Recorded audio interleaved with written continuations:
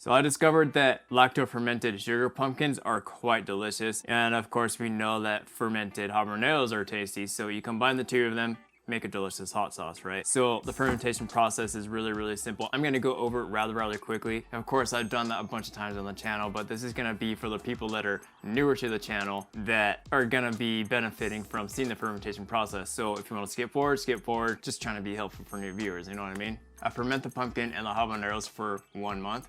So let's start with the fermentation process itself, and then we'll move on to making that sauce. Ingredients are simple. We have 1 sugar pumpkin, 5 habaneros, 7 garlic cloves, 1 teaspoon coriander seeds, fine sea salt, and filtered water. So first thing I like to do, with a very sharp knife, cut the top and bottom off of that pumpkin. This will give you a stable pumpkin so you could cut the rind off. Get that bottom off, and then very carefully use your knife, using the downward angle, slight pressure, cut the rind off. Luckily, sugar pumpkins aren't really all that tough to cut. You just gotta be careful. That's why it's important to have a sharp knife, of course. If you aim well enough that you could cut the knife straight down and just barely expose the seeds.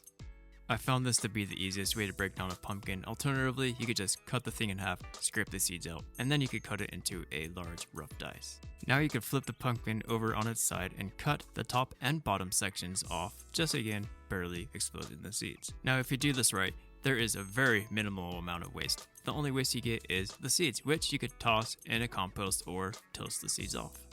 You don't have to be really super precise with the cut. As long as they're somewhat similar in size, that's all you need to do. Once we're finished cutting up the pumpkin, put the pieces into a mixing bowl and set it aside. Now we're going to move on to the habaneros. I give the habaneros a rinse under cold running water. Don't worry about the amount of habaneros that you see in the colander. I'm using the rest of those for alternative purposes. We're only focusing on 5 habaneros for this recipe for today. Put them on a clean kitchen towel, pat them dry, or you could just let them air dry. This is a good looking habanero pepper. It is nice and bright and vibrant in color. As far as the habaneros are concerned, just, pull the stem off.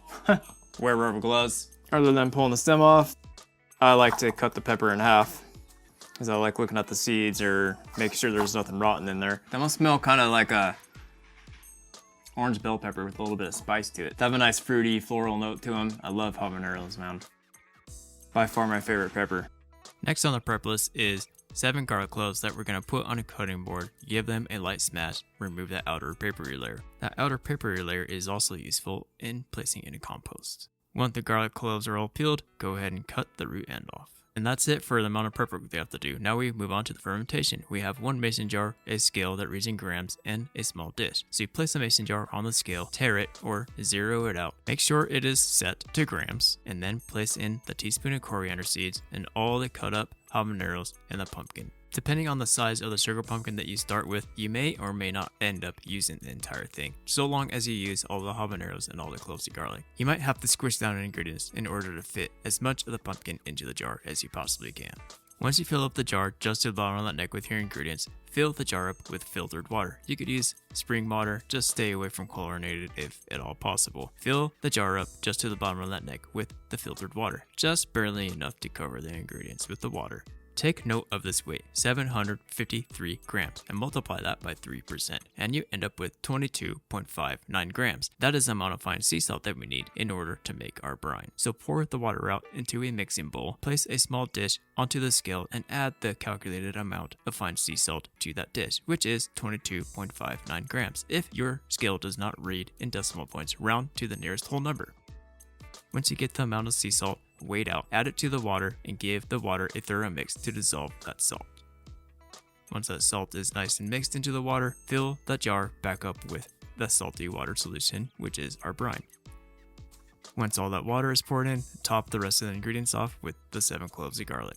With some sort of small ceramic dish or fermentation weight, place the weight onto the ingredients, completely submerging the ingredients with the brine level. I have this lid that has a nice flap on it, that way I could screw the lid on nice and tight, pressing the weight down onto the ingredients, making sure that all those ingredients stay underneath that brine level, and all the pressure gas that will be developed inside of the jar will be released through that rubber flap on the top of the jar lid. Pretty handy. I love this thing. I'll leave a link in the description for you just in case you want to grab one of those. They are very useful. Now we want to let that ferment on the countertop or somewhere in the pantry. Just make sure that's away from direct sunlight for 1 month. And I found the ideal temperature range for anything that I'm lacto fermenting is about 68 to 75 degrees. After about week 1, you should see signs of fermentation. That should just be small bubbles that will collect and look like light carbonation that will start to develop. The bubbles will either attach themselves to the ingredients or they will slightly bubble up to the top. This is what it should look like after 1 month of fermentation.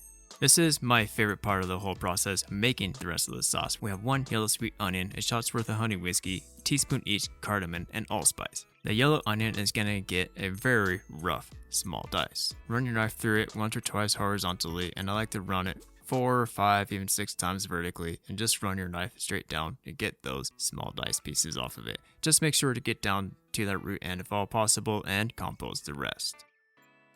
Gather up all that chopped onion, place it in a bowl, set it aside. Now we want to cook those onions. Get a large saute pan, heat it over medium-low heat. 1 tablespoon of oil goes in. While that pan is still cold, drop in the onions. Give the onions a nice pinch of kosher salt. The salt's going to help bring out that beautiful natural sweetness that the onions have out. Of course, you want to hit it with some freshly cracked black pepper, which will also flavor the onions very, very nicely. Sweating these onions down over medium-low heat, stir it constantly, toss in 2 tablespoons of unsalted butter, and just continue to sweat down the onions for about 3 to 5 minutes, stirring very occasionally until they start to caramelize, just like that. Once the onions are caramelized, toss in the 1 teaspoon cardamom, 1 teaspoon allspice, stir in the spices, and now you want to continue to cook the onions with the spices for an additional 30 seconds. Now you want to toss in that 1 shot's worth of honey whiskey. I do highly recommend using this honey whiskey as it adds a nice, beautiful depth of flavor to the sauce. Don't have honey whiskey, just use regular Jack Daniels. Burn off the alcohol, continuing to stir the onions. Once the alcohol is cooked off after about a minute or 2, then place the onions onto a plate, lay them flat, and toss that plate into the refrigerator to completely cool the onions off. So as I mentioned a little bit earlier, this has been fermenting for 30 days. Smells incredible. Man. Sugar pumpkin and habaneros fermented together. Who knew that would make a delicious hot sauce, but it is fucking amazing. So I am gonna use some of this brine to blend it, but I wanna strain it out. That way I could just kind of gauge how much I use, essentially, right? It smells delicious and it kind of tickles the back of your throat when you do that. It's spicy. High power blender, NutriBullet, immersion blender, kind of just whatever you have, put all the ingredients in here, right? Doesn't matter if you get any of those seeds in there either, because I'm just kind of straining this out eventually anyway. And then these onions that we just got done cooking down, they're nice and cool to the touch.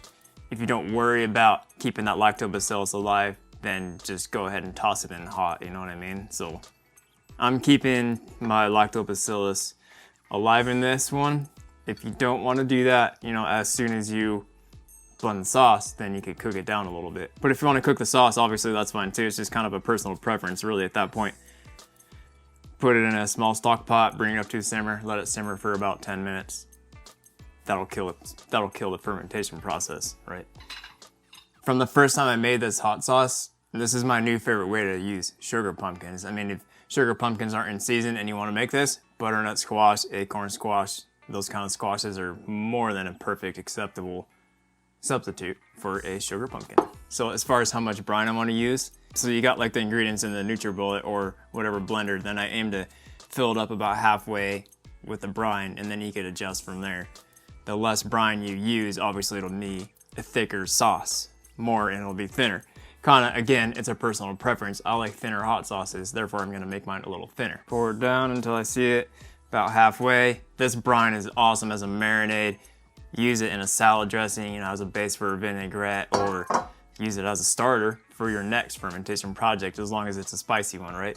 It's definitely, don't throw that away. So the NutriBullet attachment has 6 blades on it. It's gonna really break this sauce down. And I normally blend it for about 30 seconds or so. You can already tell it's gonna be kinda thicker, so I'd rather add more than, you know. Fuck, this smells so good. Man, nothing says happy fall season like some fermented pumpkin habanero hot sauce. right? And then you got the cardamom and the allspice, which is, you know, a fall-like flavor. You know what I mean? Those warming spices that you'd find in like baked goods that are popular in the fall. So again, just let it rip. This NutriBullet's definitely been through some stuff in its lifetime. Beast of a blender. I've probably had it for like 10 years. Thing works. Now, of course, you could thin the sauce off with a little bit of water, a little bit of vinegar. That's just kind of up to you on how thick or thin you want the sauce. So a fine mesh strainer, mixing bowl. This is an optional step, but I really like smoother sauces. If you don't mind pulpy sauces, then obviously you could skip this part, right? And then just use a ladle. Just kind of work it around. This has a fine enough of a mesh on it that I'm not worried about forcing any kind of pulp through the strainer. Naturally. So I think I see this in just about every hot sauce video that I make. Like, don't throw this pulp away. I dry it out in the oven. That's about 190 degrees. That's Fahrenheit. Lay it flat on a parchment lined baking sheet. Toss it in the oven, you know, 2.5 to 3 hours. You could kind of agitate it a little bit, mix it up, and make sure that everything is being exposed pretty somewhat equally. If you have a crappy oven like I do, you want to make sure everything gets dried somewhat evenly. But generally it'll take about 2.5 to 3 hours to dry it completely out. Spice grinder it, and then mix it with some salt. You got some awesome homemade seasoned salt. I put that shit on literally everything. Goes good on burgers, anything that you'd use seasoned salt on, or salt for that matter. Good on vegetables, meats, pastas, just endless possibilities. I like the consistency on it, kinda. It's a little thick actually for my liking. I'll thin it out with a little bit of water. It's all right, about a tablespoon or so. Not a problem there. Normally my sauces range in have a range like 3.6, 3.8 pH. You know, 4.3 is definitely below that 4.6. I'm not worried about any kind of bad bacteria growth in there. But if you want it down closer to like 3.6, 3.8, add some vinegar. Vinegar will either slow the fermentation process or kill that bacteria entirely. It's kind of just a personal preference. Cook the sauce, don't cook it. Add some vinegar, don't. It's really whatever you want to do at that point. So pretty happy with 4.3. That's an acceptable range, I think. I just got this pH meter too. The thing's awesome. It's accurate, it's easy to use. It's a beast. Moment of truth. It smells good. More than likely it's gonna taste good.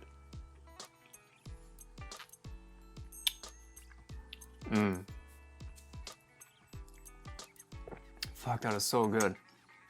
It's like it's hot. It's habaneros. And then the spices come in, then you get the sweetness from like those caramelized onions with that honey whiskey. That honey whiskey really nails this down as a delicious sauce. It doesn't get any better than that. So after you get done watching that video, go to the store, buy yourself one of these bad dogs while supplies last. Some habaneros, a bunch of garlic, and some coriander seeds. Gotta stop using those in pies, right? There's way more uses for sugar pumpkins than you actually realize.